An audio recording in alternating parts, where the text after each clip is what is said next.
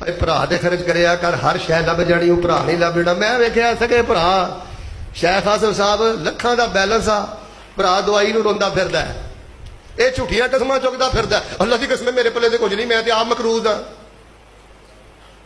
जेड़े इहो जे ड्रामेबाज भरा ने ना, इहो जे ड्रामेबाज रिश्तेदार, मैं इन्हां नूं टक्करां मारदा वेख्या। मैं वेख्या इन्हां दा बैंक बैलेंस इन्हां लई सप बन गया, इन्हां वास्ते सप बन गया। हथ जोड़ के रब दा वास्ता दे के कहना, कोई सत पराया भी अजमैश अंदर नजर आए, खर्च करिया कर, अपनी तनख्वाह चो खर्च करिया कर। और दूसरे नंबर पे वक्त दिया कर। सिर्फ मैं 2 हदीसा सुनाना, इंशाअल्लाह मेरा भी इरादा है कलाम जाना, मेरा भी इरादा है सिंध जान दा। इलाके अंदर जिथे अजमैश आए, जिस घर च दुख आए, उत्थे वक्त दे के दुख वंडिया कर। नबी पाक सल्लल्लाहु अलैहि वसल्लम फरमांदे ने, जेड़ा बंदा किसी दे घर जाके एक बेवा गरीब मिसकीन ओदा दुख वंडदा है ना, फरमाया जिनी देर तक ओदे घर या ओदी जगह ते, ओदे डेरे ते, ओदे इलाके